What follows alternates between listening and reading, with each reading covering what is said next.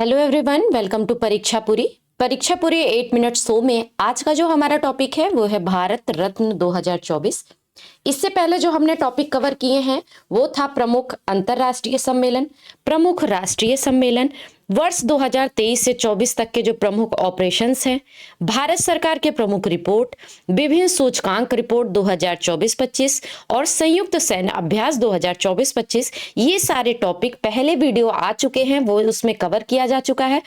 तो जिन्होंने भी ये सारे वीडियो नहीं देखे हैं पहले तो वो सारे वीडियो को देखें और अपने सारे टॉपिक कवर करें। और आज जो हम पढ़ेंगे वो पढ़ेंगे भारत रत्न 2024। तो आगे की तरफ बढ़ते हैं और देखते हैं कि भारत रत्न 2024 में किसे किसे प्राप्त हुआ।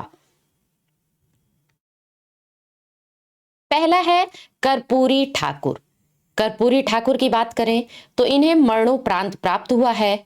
और बात करें इनका जन्म तो 24 जनवरी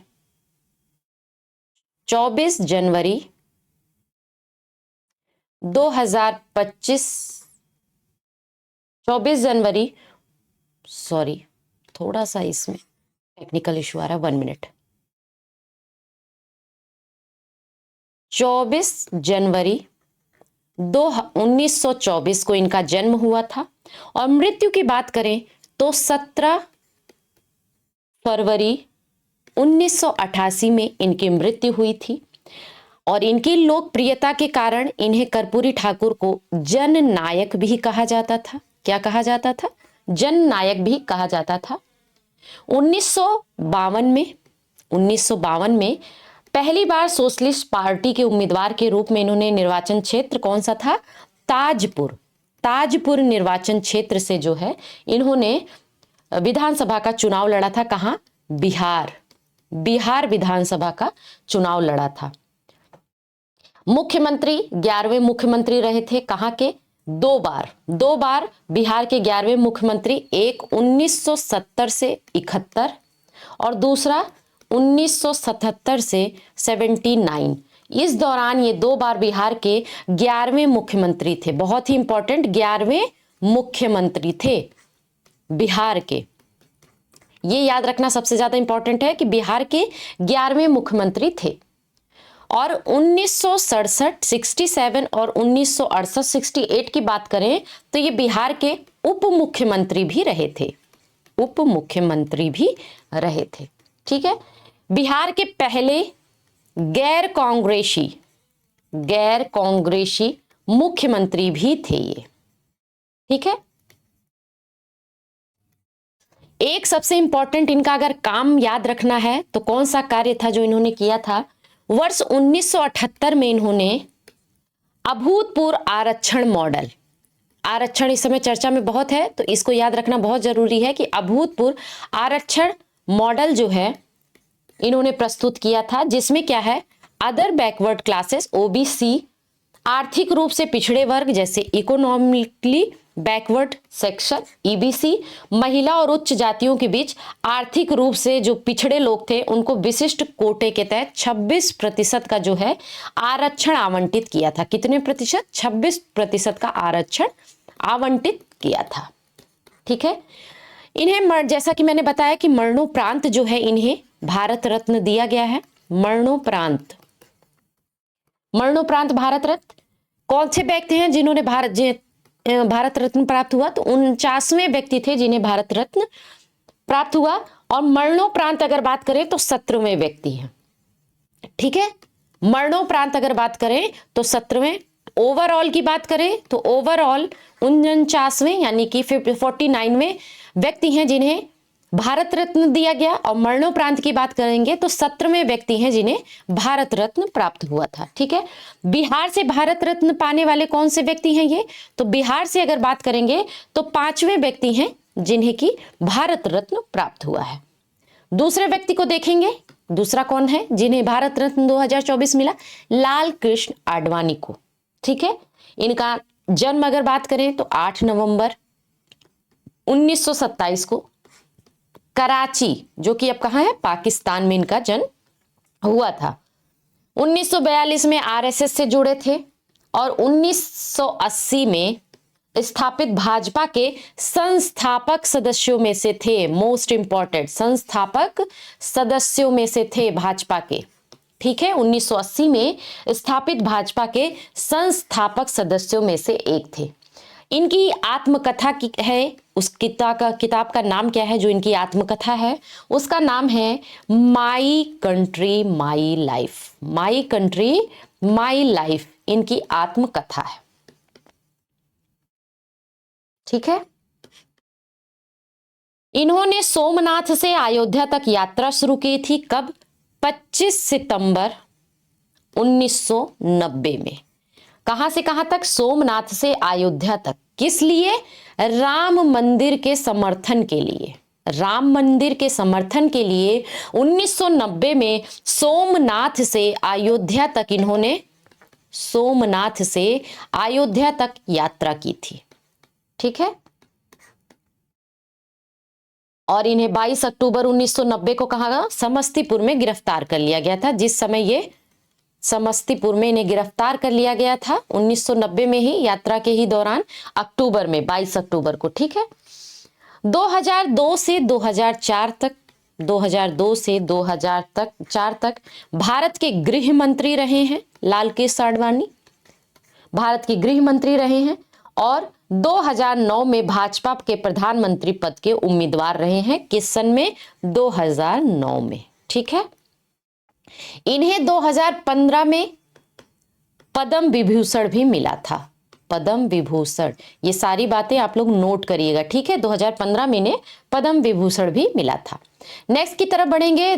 दो व्यक्ति थे जिनका हमने पढ़ा, अब तीसरे व्यक्ति को देखेंगे जिन्हें भारत रत्न प्राप्त हुआ 2024, MS स्वामीनाथन।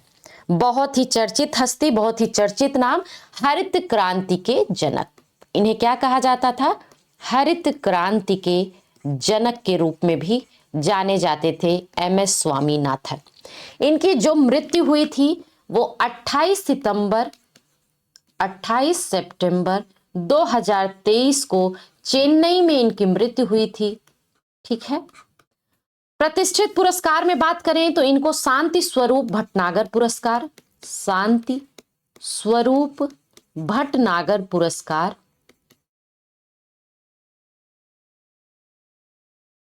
रेमन मैग्सेसे पुरस्कार, रेमन मैग्सेसे पुरस्कार, अल्बर्ट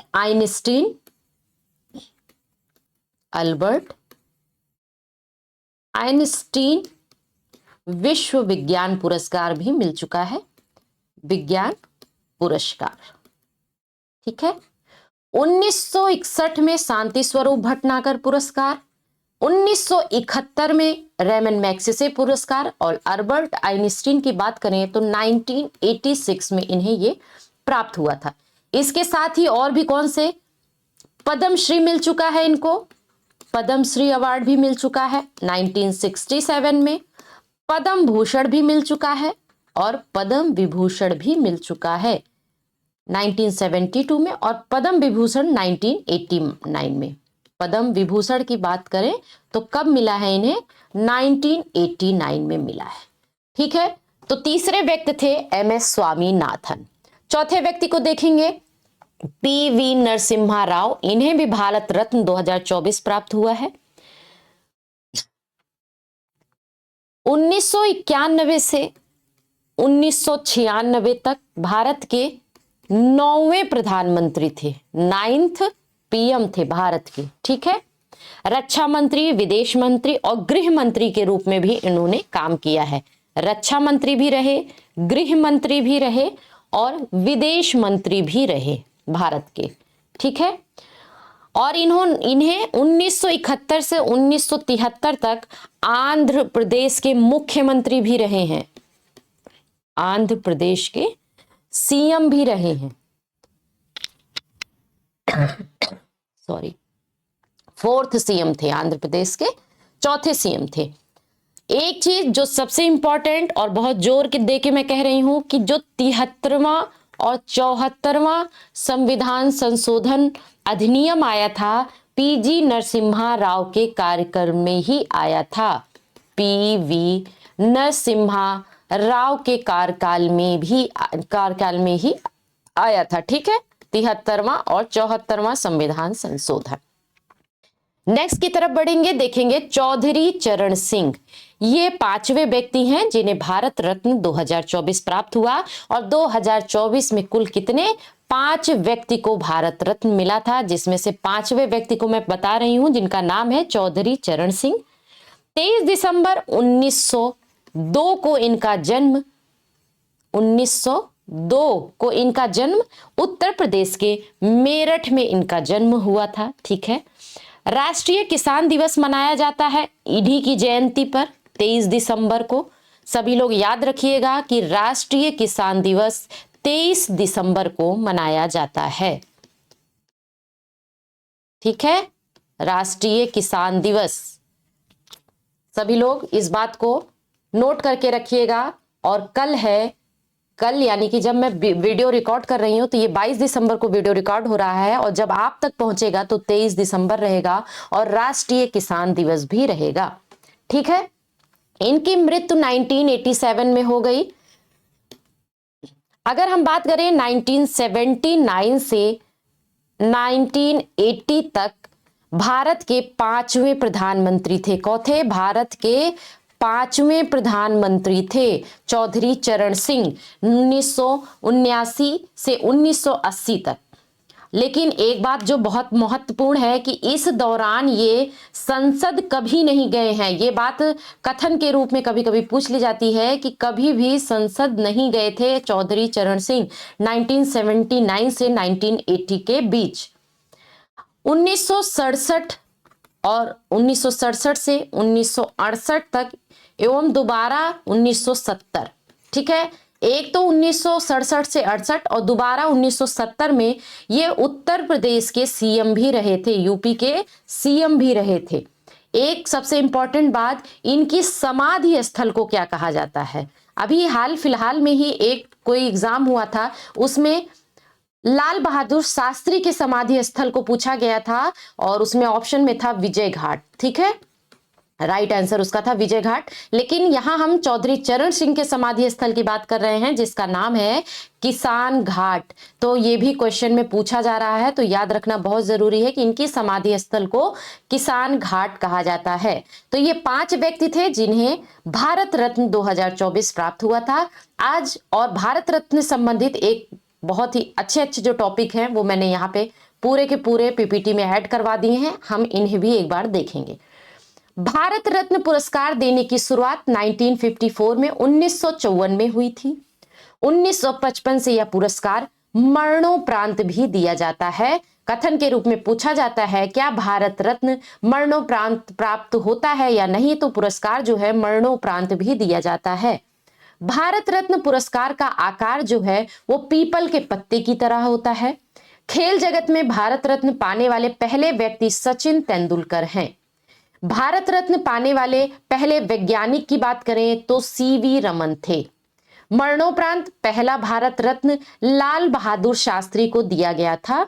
भारत रत्न पुरस्कार सफेद रंग के फीते में पहनाया जाता है।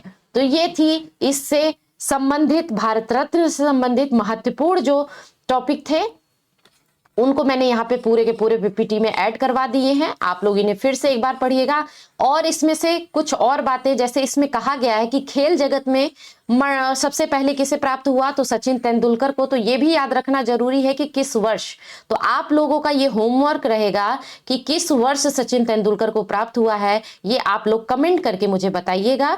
तो चलिए एंड करते हैं। और इसको जो भी एग्जाम है, वनडे एग्जाम है, उसके लिए बहुत ही यूजफुल रहने वाला है। अगर आप लोगों ने अच्छे से 2 से 3 बार इसे सुन लिया है, और जिन्होंने नोट्स बनाया है वो तो बहुत अच्छी बात है, और जिन्होंने 2 से 3 बार सुन लिया है, गारंटी के साथ कि आपका करंट अफेयर से कुछ भी नहीं छूटेगा अगर वनडे एग्जाम है तो। ठीक है, तो मिलते हैं नेक्स्ट वीडियो में। Thank you very much.